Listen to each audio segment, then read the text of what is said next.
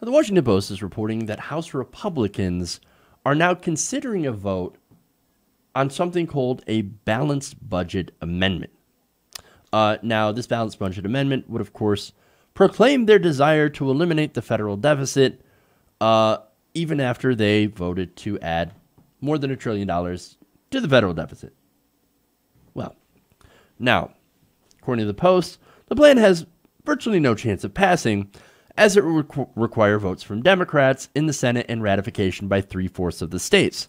However, it is a signal to their constituents ahead of midterm elections that they have attempted to reduce the nation's deficit. Now, the amendment emerges out of an agreement brokered in the fall by Speaker Paul Ryan and Representative Mark Walker. Now, he's chairman of the Conservative Republican Study Committee.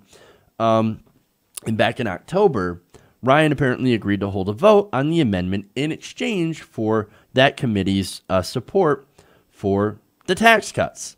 So, look, we'll help you vote for tax cuts if you give us the balanced budget amendment vote. Paul Ryan says, okay, sure thing.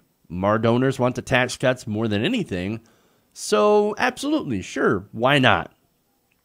Now, here's the thing, right? So this is pretty ironic, considering, as I mentioned before, Republicans have done nothing but blow gigantic holes in the budget. So, look, you add more money to the deficit, and that actually adds more to the debt. Now, I don't think that means a damn thing, to be honest with you, because, look, we print our own money. We control our own currency. And, look, we can figure out ways to deal with inflation. In fact, we're in one of the periods of the lowest amount of inflation that we've had before.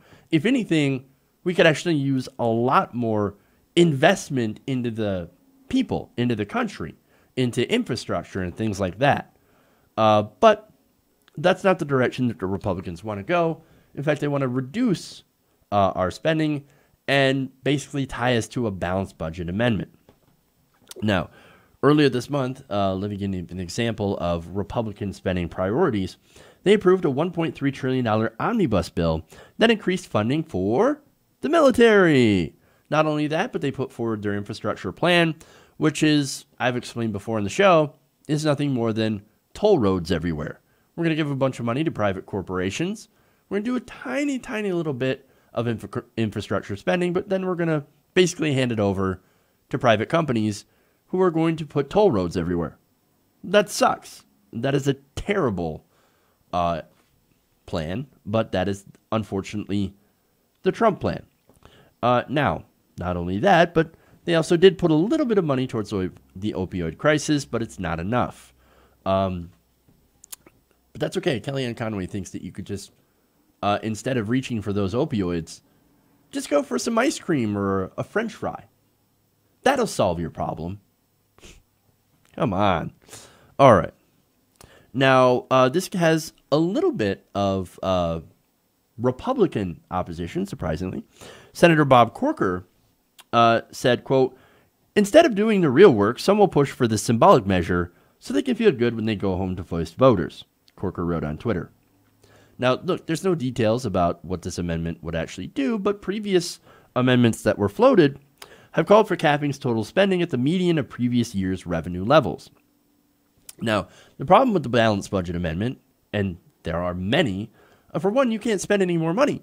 So if you have an economic downturn and, for example, you need to invest in order to prevent the economy from crashing, you're not going to be able to do that. You can't do stimulus because, that violates the budget, balanced budget. You can't raise taxes. Can't do any of that. It has to be balanced. That is a big problem. That's not a problem when you're in a house, right? And Republicans love to make the comparison, well, you'd have to have a balanced budget when you're in your own personal home, but that's not how the federal government works. That's actually not how monetary theory works at all. No. Look, the only reason for taxes, by the way, is that they basically take money out of circulation. That combats inflation. I mean, look, MMT is actually how the economy really works. And in it, there is no need for a balanced budget.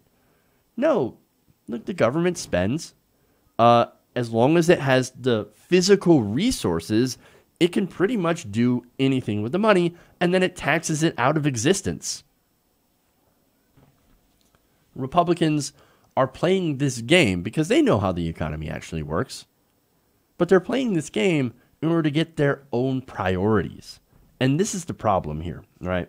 Because what this would do is it basically would prevent any new spending without cuts somewhere else.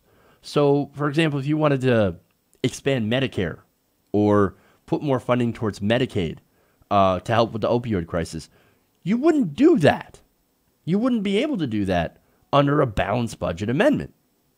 You would have to cut someplace else very, very deeply. And guess what? Republicans wouldn't let you cut defense, for one. In fact, all they do is funnel money into defense, and they give more tax cuts. Under balanced budget, you couldn't actually raise taxes either in order to pay for other things, which, again, the economy doesn't actually necessarily work that way because you don't have to raise taxes in order to pay for things, as taxes are essentially there to remove money out of circulation and keep inflation down. But again, I don't want to get too complicated in this issue. But basically, anything that it would actually go to helping regular people under a balanced budget amendment wouldn't be done. Republicans would continue to vote for more money for more defense and use that as an excuse to slash Medicare, Medicaid, and Social Security, and programs like food stamps, for example, as well, in exchange for gigantic tax cuts for the rich. This is why they want to do this. This plan, this amendment, is the Republican holy grail. Why? Because in the end, it would end up shrinking government, including regulators.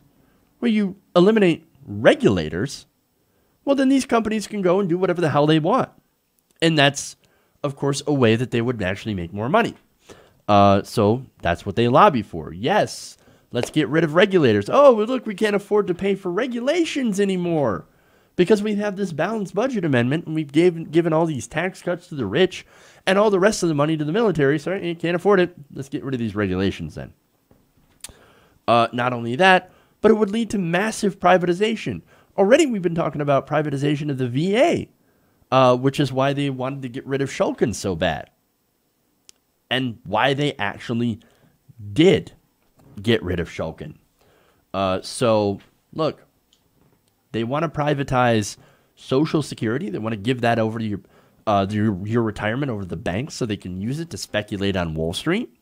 They want to, again, privatize Medicare, hand it over to their buddies in the health insurance industry, which would love all the new business, all that extra money that would have went into taxes to fund Medicare and Medicaid going to their buddies. That's what this is about. The balanced budget amendment is nothing more than a trick to try and privatize government. That's what it's about. That's what it's always been about. Again, thankfully, this has no chance of passing. And look, I know some of you are probably worried about a runaway convention when it comes to getting money out of politics, but that's not how it works. You actually have to put it through 3/4 of the states and Congress to be able to, and for an Article 5, you would have to have votes on just that amendment. So there is no worry about runaway conventions.